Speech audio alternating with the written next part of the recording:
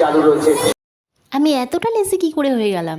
এই একই রকম ঘটনা অনেক দিন ধরেই হচ্ছে, বাট এটার কোনো সলিউশন আমি খুঁজে পাচ্ছি না। বরাবরই আমার ভিডিও ক্লিপস নেওয়া, ফটোস তোলা, এগুলো আমার খুব ভালো লাগে। কিছু জিনিস তোমাদের সাথে পুরোটা ভিডিও তো করে রাখি, কিন্তু ভিডিওর এডিটটা করা হয় না। সময়ের অভাবে ভিডিওগুলো এডিট করা হয় না। ভিডিও এডিট করতে প্রচুর টাইম লাগে, যারা করে তারাই জানে। হ্যালো এভরিওয়ান, তোমরা সবাই কেমন আছো? আশা করছি অনেক ভালো আছো। তো অনেকদিন পর চলে আসলাম আরো একটি বড় ভ্লগ নিয়ে। তোমরা অলরেডি বুঝেই গেছো আমি কবেকার ভিডিও শেয়ার করছি। দিনটা ছিল রথযাত্রা। রথযাত্রা উপলক্ষে আমি বিকেল থেকেই ভ্লগটা স্টার্ট করেছিলাম। রথযাত্রা উপলক্ষে আমাদের বাড়ির পাশেই মেলা হয়, তো বিকেলবেলা সেখানে আমরা গেছি। আমাদের এখানে প্রত্যেক জগন্নাথ দেবের রথকে নিয়ে বেরোনো হয়, রাস্তায় পথ পরিক্রমা করানো হয়। আচ্ছা, রথের দিনটায় তোমরা কে কেমন এনজয় করেছো আমাকে একটু কমেন্ট করে জানাও। তো তারপর চলে আসলাম বাড়িতে। আসা মাত্র দেখি দুটো ছোট ছোট বাচ্চা মেয়ে রথ নিয়ে বেরিয়েছে, আমাদের বাড়িতে এসেছিল।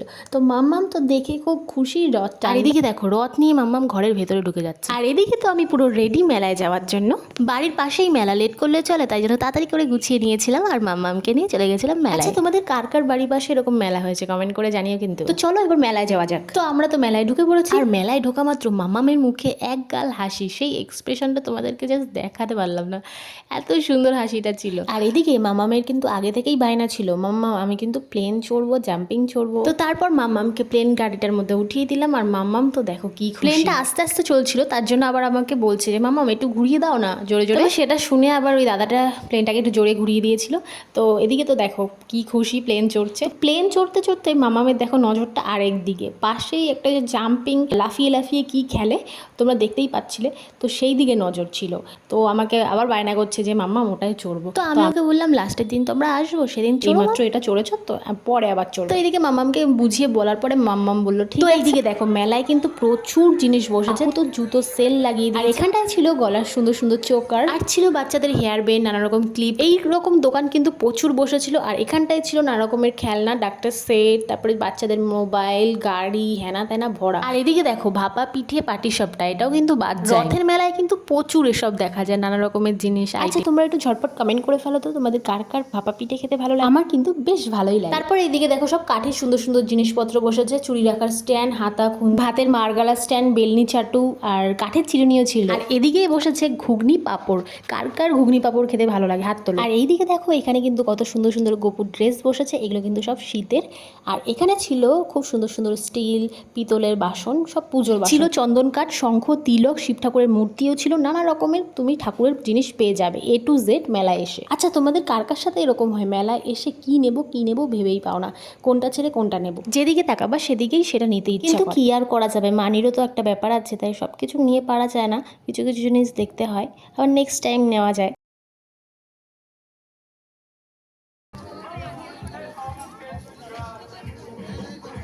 আর এখানে না খুব সুন্দর সুন্দর চীনামাটির ফুলদানি ছিল, মাটির ভাঁড়, আর ছিল বিভিন্ন ধরনের মূর্তি। তার পাশেই ছিল মাটি দিয়ে তৈরি ফল, একদম লিটারেলি আসল লাগছিল। পেঁয়াজ, শসা, তারপরে পেয়ারা, আম, আপেল। আর এখানে এই যে মোটা মোটা বড় বউ দাঁড়িয়ে আছে, এদেরকে যেন কি বলে আমার ঠিক মনে আসছে না, বাট খুবই কিউট লাগছিল। আর এই দেখো ছোট্ট জগন্নাথের মূর্তি, কতটা কিউট লাগছে, আসল লাগছিল। আর তার পাশেই ছিল তোমার হাঁড়ি কড়াই, একদম আমাদের ছোটবেলার কথা মনে পড়ে যাচ্ছিল, আমরাও মেলায় গিয়ে এসবই দেখতাম, নিতাম। তো সেই রকমই এখনও যে আছে, এগুলো দেখে খুব ভালো লাগছে। তারপরে এখানে অনেক রকমের আইটেম ছিল, ফটো ছিল, অনেক রকমের জিনিস আছে, তোমাদের দেখিয়ে মানে শেষ করা যাবে না, অনেক রকমের সুন্দর সুন্দর জিনিস ছিল।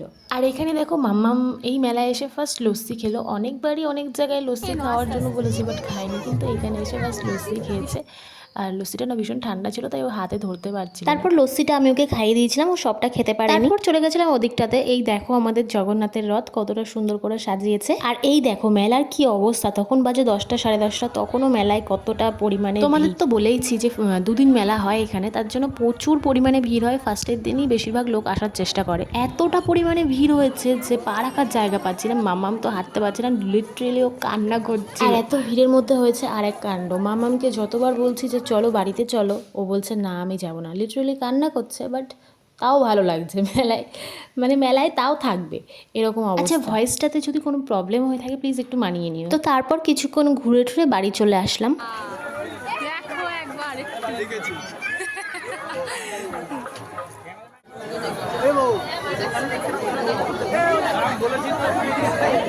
তো তোমরা এবার ভাবছো যে এটা কি হলো, আরে দাঁড়াও দাঁড়াও তোমাদেরকে বলছি, সবটাই বলবো। এটা ছিল আমার নেক্সট দিনের ব্লগ। চলে গেছিলাম হাবড়ার বাড়িতে। তোমরা যারা যারা হাবড়ায় থাকো তারা জানো যে হাবড়ায় কত সুন্দর রথের মেলা। যে কয়দিন রথ থাকে প্রত্যেকটা দিনই মেলা হয়, সোজা রথ থেকে উল্টো রথ পর্যন্ত খুব সুন্দরভাবে মেলা হয় এখানে। ছোটবেলা থেকে বাবা মার সাথে এই রথের মেলায় আসতাম, খুব মজা। তো এখনো এই দিনগুলো, ছোট ছোট আনন্দগুলো মিস করি না। চলে গেছিলাম মা ভাই মামামকে নিয়ে মেলায়। মেলাটা হয় কিন্তু খুব বড় করে, মেলার এখানে স্পেসটা খুব ছোট, তাই জন্য গ্যাদারিং হয়ে যায় লোক। নানা রকমের জিনিস কিন্তু বসতে দেখা যায়, যেমন ডিস্কো, ছোট নাগরদোলনা, বড় নাগরদোলনা, মিকি মাউস, তারপরে প্লেন যে রাউন্ড রাউন্ড করে ঘোরে গাড়িগুলো, সেগুলো। তোমাদের কসমেটিক্সের দোকানগুলোর কথা কি বলবো, ওগুলোর দিকে চোখ গেলে তো আমার অন্যদিকে চোখই যায় না। এখানে না অনেক রকমের খেলা আছে, বন্দুক দিয়ে বেলুন ফাটানো, তো ওখানে অনেক সময় প্রাইজ পাওয়া যায়, তো অনেকেই তোমরা এগুলো খেলেছো। আরও ছিল ছোট ছোট বল খেলা, ওগুলোকে কি বলে আমি জানি না, বাট 3-4টে বল একসাথে একটা ফিগারের মতন থাকে, ওখানে মারলে তোমার যদি কাউন্টে কোনো নাম্বার ম্যাচ হয়ে যায়, সেটাতে যদি প্রাইজ থাকে সেইটা তুমি পাবে। অনেক তো খেলা হলো, এবার খাবারের দিকে আসা যায়। অনেক রকমের খাবারের দোকান বসেছিল, যেমন ঘুগনির দোকান, ফুচকার দোকান, আলু কাবলি, চিপস, পাপড়ি, মুড়ি, চিকেন পকোড়া, জিলেপি, বাদামের দোকান। তো যাই হোক, চলো এবার ঘুগনি খাওয়া যাক। এই কাকুর দোকানের ঘুগনিটা জাস্ট অসাধারণ ছিল, আমার তো খুব ভালো লেগেছিলো। আর ঘুগনির মধ্যে না ছিল চই, যেটা তো মানে চইয়ের ঝাঁজটা বেশ সুন্দর। চই আমি খাই না, কিন্তু ঝাঁজটা খুব ভালো লাগে। তো এবার চলো মোমো খাওয়া যাক। আচ্ছা, মোমো লাভাররা কারা? হাত তোলো প্লিজ, কমেন্টে কিন্তু জানাবে যে আমিও মোমো লাভার। এখানে কিন্তু অনেক রকমের মোমো ছিল, veg momo, fry momo, green colour momo, আর আমি একটা প্রথম দেখলাম অরেঞ্জ কালার মোমো। আচ্ছা, তোমরা কি অরেঞ্জ কালার মোমো দেখেছো আগেও? আমি তো এই প্রথম দেখলাম। আর এদিকে মোমো দেখে তো আমার আর তর্স হচ্ছে না, কখন হাতে পাবো আর খাবো। গ্রিন কালার মোমো দেখতে কিন্তু অসাধারণ। তো ফাইনালি দিয়ে দিল হাতে করে, এবার চলো খাওয়া যাক। খাওয়ার আগে ফটো আর ভিডিও না করলে ঠাকুর আবার পাপ দেবে, তাই ফটো ভিডিও করে নিলাম, তারপরে বেশ পেট শান্তি করে নিলাম। এদিকে আবার আমার চোখ যাচ্ছে জিলেপির দিকে। তো এদিকে আমি জিলেপির দোকানের পাশে এসে দাঁড়িয়ে পড়েছিলাম। কাকু কতটা সুন্দর করে বানাচ্ছে দেখো, তোমাদের সাথে শেয়ার করবো বলে পুরোটা। দেখতেও বেশ দারুণ লাগছিল। দেখো আড়াই প্যাচ, কতটা সুন্দর করে আড়াই প্যাচ দিচ্ছে, কি যে সুন্দর লাগছিল সে আর কি বলবো। তাই জন্য পুরো ভিডিওটা ক্লিপ করেছি, যাতে তোমাদেরকে আমি দেখাতে পারি। তো এইদিকে দেখো জিলাপির যে আড়াই প্যাচ, তো জিলাপিগুলো তেলে ভাজা হচ্ছে। এইভাবেই জিলাপিগুলো ভাজার পরে পাশে হচ্ছে মিষ্টির রস থাকে, তো তার মধ্যে ওই জিলাপিগুলো ডুবিয়ে দেওয়া হয়। তো এভাবেই কমপ্লিট। তোমরা এটা দেখে হয়তো বলতে পারো যে এটা আবার কি নতুন, তো এটা নতুন কিছুই না, জাস্ট আমার ভালো লাগলো তাই শেয়ার করলাম তোমাদের সাথে। তো তারপর ওখান থেকে চলে আসলাম গরম গরম মিষ্টি মিষ্টি রসে ভেজানো জিলাপি। জিলাপিটা ওখানে আর খাইনি, কারণ ওটা বাড়িতে নিয়ে যাব, তাই জিলাপি খেতে কে না ভালোবাসে, সবাই আমরা মোটামুটি ভালোবাসি জিলাপি খেতে। তো তারপর রওনা দিলাম আমরা বাড়ির দিকে। আর যাওয়ার পথে দেখি এখানে ভুট্টা শাকা হচ্ছে, তো ইদানিং আমার ভুট্টা খেতে খুব ভালোই লাগে। তারপর দুটো ভুট্টা নিয়ে নিয়েছিলাম, একটা মা আর ভাই খেয়েছে, আর একটা আমি আর মাম্মাম খেয়েছি। তো খেতে খেতেই বাড়ির দিকে রওনা দিয়েছিলাম। যাওয়ার পথে দুটো সেলফি তুলে নিয়েছিলাম, আর দেখো কাণ্ড, সেলফির মধ্যে একজন ঢুকে গেছে। আচ্ছা, কাদের কাদের সাথে এরকম হয়েছে, সেলফি তুলতে গিয়ে বাইরের মানুষ ঢুকে পড়েছে সেলফির ভেতরে। আচ্ছা, তোমাদের সাথে আমি সবটাই তো শেয়ার করলাম, কিন্তু মাঝে কিছু জিনিস তোমাদের সাথে শেয়ার করে পারিনি। সেটা হচ্ছে আমরা মাঝখানে ফুচকা আর পাঁপড় খেয়েছিলাম, তো সেটার ভিডিও ক্লিপ নিতেই ভুলে গেছিলাম। মাঝে মাঝে আমি ভুলেই যাই যে আমি ভিডিও করছি। তো বাড়ি যাওয়ার পথেই দেখলাম এখানে একটা বেলুনের গুচ্ছ, আর দেখে বেশ ভালোই লাগছিল, তাই একটু ভিডিও করে নিয়েছি। তো আবারও চলে আসলাম অশোকনগর বাড়িতে। তোমাদেরকে তো আগেই বলেছি যে আমি রথের প্রত্যেকটা ভিডিও যে করেছি সেগুলো তোমাদেরকে একসাথে আমি শেয়ার করব। একে তো প্রচুর লেট হয়ে গেছে, আমি ভেবেছিলাম 3 দিনের ভ্লগ আমি 3 দিনেই ছাড়বো, ভাগ ভাগ করে যেরকম আর কি ভ্লগ বানিয়েছি 3 দিনেই ছাড়বো। তো সেটা তো আর হলো না। প্লিজ তোমরা কষ্ট করে স্কিপ না করে একটু ভ্লগটা দেখো, আর প্লিজ কমেন্টে জানিও কেমন হয়েছে।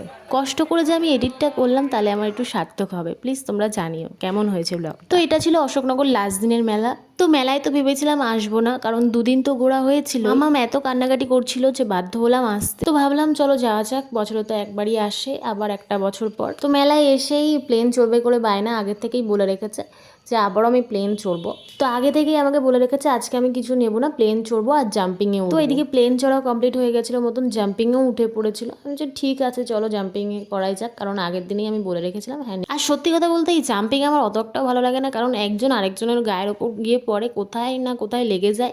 এর জন্য আমি বারবার বলছিলাম বাবা চলে আয় চলে আয়।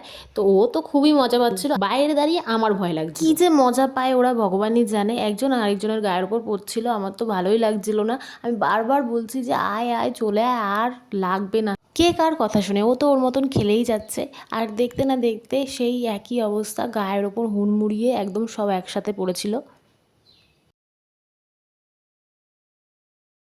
মোটে নামতেই চাচ্ছিল না, ডাকার পরে অনেক কষ্টে শিষ্টে নামলো। তো তারপর আমরা মেলার ওদিকটাতে একটু ঘুরছিলাম আর দেখি হঠাৎই বৃষ্টি নেমে পড়েছে। মেলার এই কয়দিন একদিনও কিন্তু বাদ দেয়নি বৃষ্টি, তবুও মানুষে বেরিয়েছে, একটু খরা হলে বেরোচ্ছে। এখানে ফুলদানিগুলো বেশ সুন্দর লাগছিল আর তালগুলো তো একদম অরিজিনাল লাগছিল। তো তারপর আমরা এখানে কিছু ফটো তুলি আর কিছু খাওয়া দাওয়া করে আমরা চলে গেছিলাম বাড়ির দিকে। তো গাইজ, এই অবধি ছিল রথের পুরো ব্লগটা যদি ভালো লাগে প্লিজ একটা লাইক করে দিও, প্লিজ একটা লাইক কমেন্ট শেয়ার করে দিও। অনেক কষ্ট করে এডিটটা করেছি, তোমাদের একটা মিষ্টি কমেন্টে আবার কষ্টটা দূর হয়ে যেতে পারে। তো সবাই সুস্থ থেকো, ভালো থেকো, দেখা হবে নেক্সট কোনো ব্লগে। ততক্ষণের মতন টাটা।